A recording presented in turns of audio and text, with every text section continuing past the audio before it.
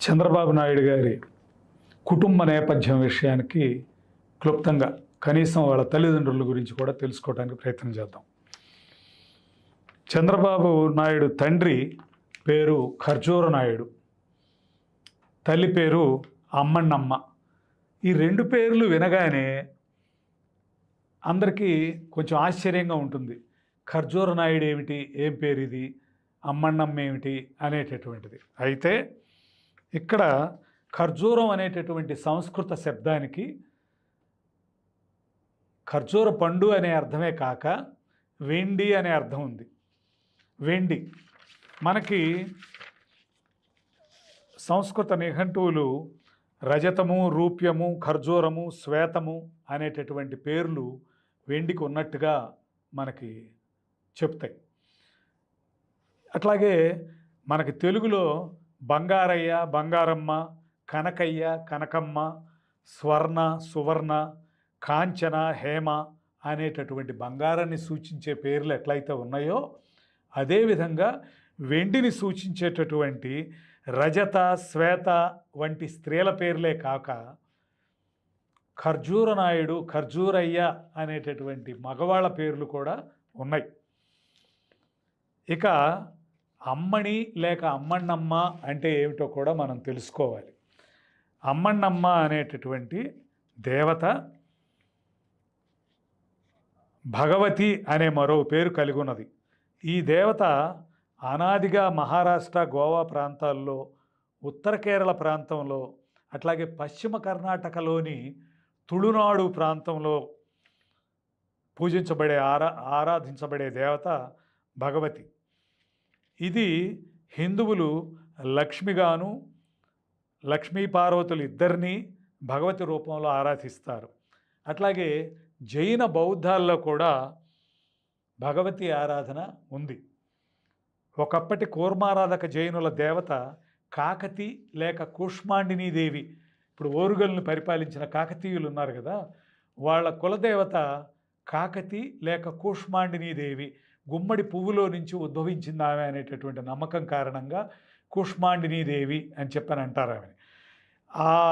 ఆ కాకతి తర్వాత వాళ్ళు బౌద్ధ జైనాలు వదిలేసి, ముఖ్యంగా జైనులలో ఈ కాకతీ కూష్మాండినీ దేవి జైనుల దేవత.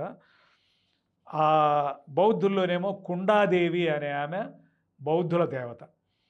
ఈ దేవతలు ఇద్దరూ కూడా ఎప్పుడైతే జైన బౌద్ధాలు వెనకపట్టుబట్టి హైందవ మతంలో జైనులు, బౌద్ధులు పెద్ద సంఖ్యలో కలిసిపోవటం మొదలైందో అప్పుడు వాళ్ళు ఇదే దేవతల్ని వేరే పేర్లతో పిలుచుకుని వేరే పేర్లలో పూజించడం మొదలుపెట్టారు.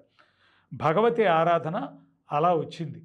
భగవతి అని చెప్పనంటే దుర్గాదేవి, రేణుకాదేవి, ఎల్లమ్మ, జక్కమ్మ ఇట్లాంటివన్నీ పేర్లతోనూ పిలువబడేటటువంటి పార్వతీదేవి లేక లక్ష్మీదేవి, ఈ ఇద్దరు లేక లక్ష్మీ పార్వతి ఇద్దరినీ కలిపి కూడా అమ్మన్నమ్మగా భావిస్తారు.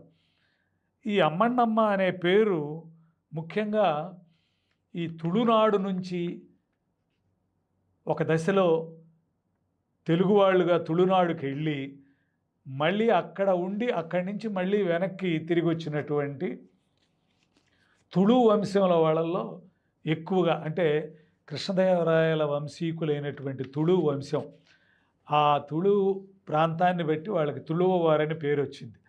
ఆ తుళువవారు అక్కడ ఉన్నటువంటి ఉత్తర కర్ణాటకలో పశ్చిమ దిశగా ఉన్నటువంటి ప్రాంతంలో, దాంట్లో కూడా ఉత్తర జిల్లాల్లో ఉడిపి, ఇట్లా కార్వార్, అట్లాగే మంగళూరు ఇట్లాంటి వాటిల్లో జిల్లాలన్నిట్లో కూడా తుళు వీళ్ళు ఎక్కువగా ఉంటారు.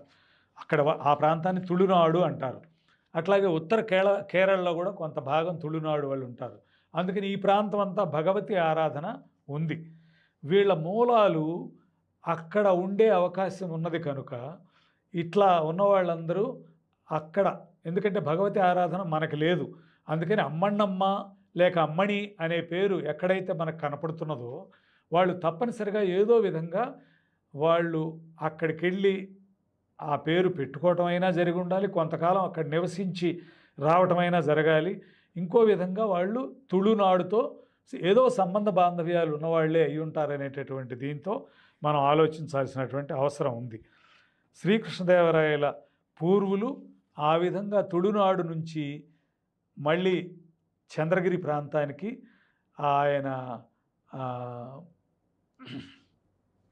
తిమ్మభూపతి అనేటటువంటి కృష్ణదేవరాయల యొక్క ముత్తాత కానీ, కృష్ణదేవరాయల యొక్క తాత ఈశ్వర నాయకుడు కానీ, అలాగే తండ్రి నరసనాయకుడు కానీ, వీళ్ళందరూ కూడా తుళునాడు నుంచే వచ్చారు.